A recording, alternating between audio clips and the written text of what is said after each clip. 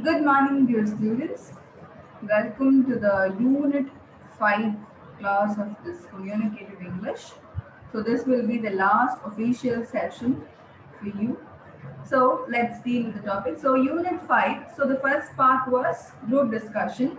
Hope you have understood the concept and the systematic process of conducting a group discussion. The second part is dealing with reading diagrammatic information, interpreting charts, graphs, and maps. Okay, let's go in detail of this particular topic. Okay, how you must have come across the pie charts. For example, a circle will be there, and a lot of descriptions will be there in that, and a lot of detailing will be there.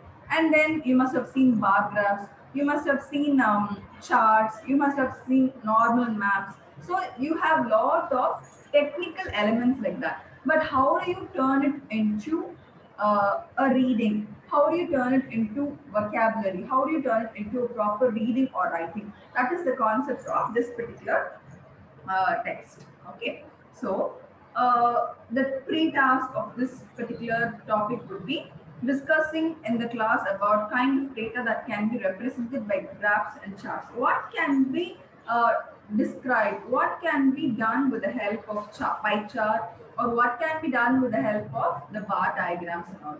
Okay, what can be done? Cricket score, you must have seen, for example, a batsman score, or how many sixes he has done, or how many fours he has done, if he's run out, like that, the graph will be shown.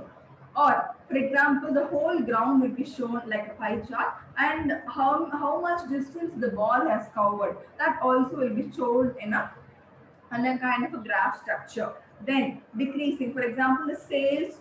For example, if you are commerce people, you will be understanding this. The sale, no, the sale increase or decrease, that will be shown, or marginal rise in the amount of sale or production, that can be shown, and change in trend. For example, if people are shifting from the traditional to the modern, or modern to traditional, whatever, the change in trend can be shown. That can also be shown with the help of the pie chart or the diagram.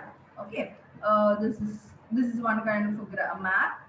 Then you have, this is a map, and you have pie chart.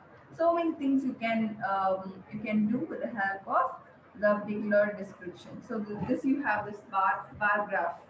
Okay, this is a bar graph, and this is a pie chart. You can do so, see, this is a normal graphical symbol. Then what can you do? For example, go up a little, remain steady, fluctuate, existing, cover, increase. These are all the words that are used in the pie chart or graphical representations. Okay, so what is the basic idea of giving a chapter like this? Because you have such mathematical expressions.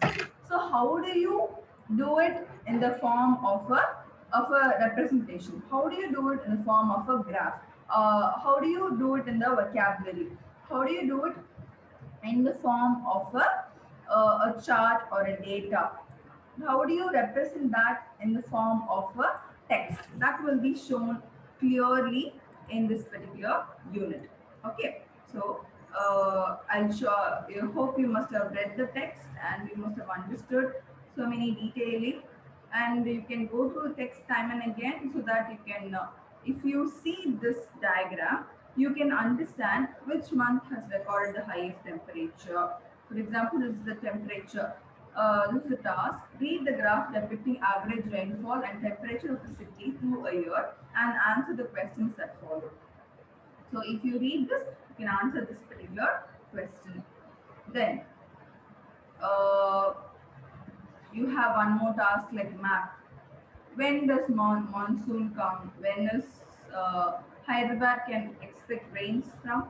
So this is a kind of a graph. So you can answer the questions by reading the map and the graph. Okay, so the final part is writing short essays using the language of comparison and contrast. Okay, how do you do the short essays using the language of comparison and contrast? Okay, so what is comparison? Comparing two. One is small, one is big, one is short, one is tall. Like that, you can compare and contrast. Okay, you can contrast different things with the help of another object, or so many things can be compared and contrasted. Okay, the expression is metaphorical and conveys that with regard to any issue or product, there are merits and demerits, positives and negative aspects. One of the benefits of college education is the analytical and critical thinking. College education is not only about making you employable, but also making of an intellectual. Thinking patterns are nurtured or honed in the college environment through thought-provoking assignments, debates, rhetorical competitions, and essay-writing contests. The art of using language of comparison and contrast comes in handy for effective presentation of intellectually stimulating idea. So, if you are participating in any essay writing competition or any oratorical or a debate like that, such things like that, you will have to use vocabulary which are necessarily comparing and contrasting. This language is very mandatory for people like that who wants to hone, who wants to develop your intellectual skill. Okay, that is very important. Okay, the art of using the language of comparison and contrast comes in handy. Okay, it is a cogent way of expressing. To compare is to examine how things are similar, while contrast is to see how they differ. A compare and contrast essay takes us into consideration the similarities between two or more objects and the difference as well. So two or more objects can be compared and you can tell the differences. Okay, this type of essay writing assignment is the teacher's way of testing your understanding of theories, methods, historical periods, characters. So that can tell your whole understanding, that can tell you vocabulary, that can test your vocabulary skill. That's why teacher expects you to bring in more new vocabularies in your essay. There are two main ways to structure a compare and contrast essay, namely using a block or a point by point structure. What is the point by point structure? For a block structure, all the information about one object is being compared and contrast is given first, and all information about other object is used afterwards.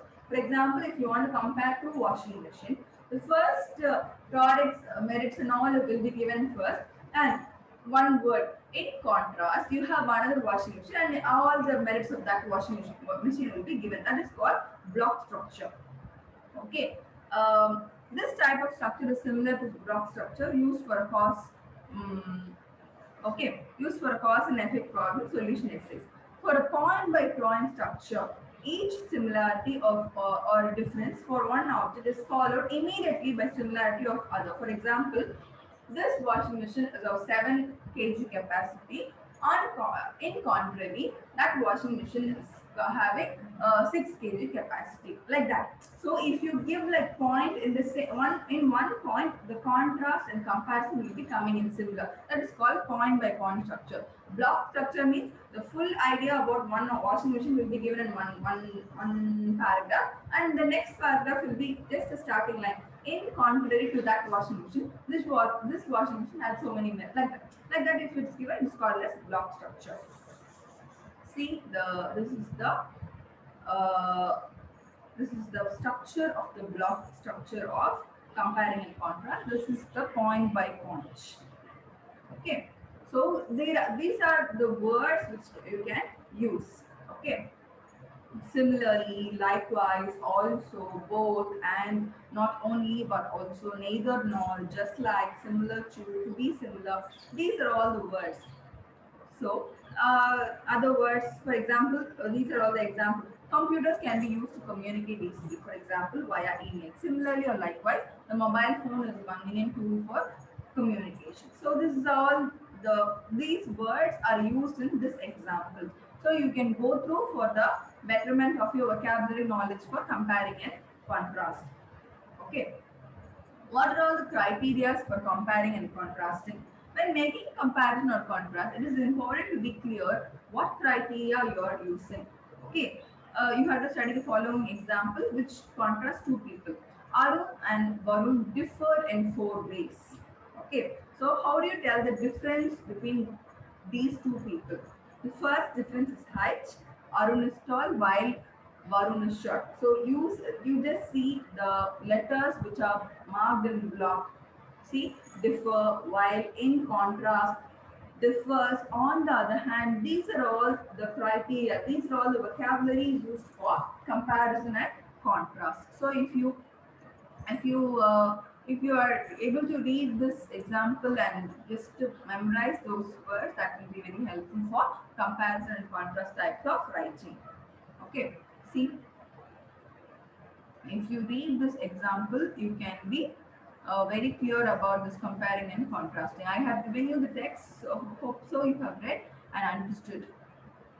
This grammar and context will be dealt in the next subsequent classes. Okay, thank you, dear students.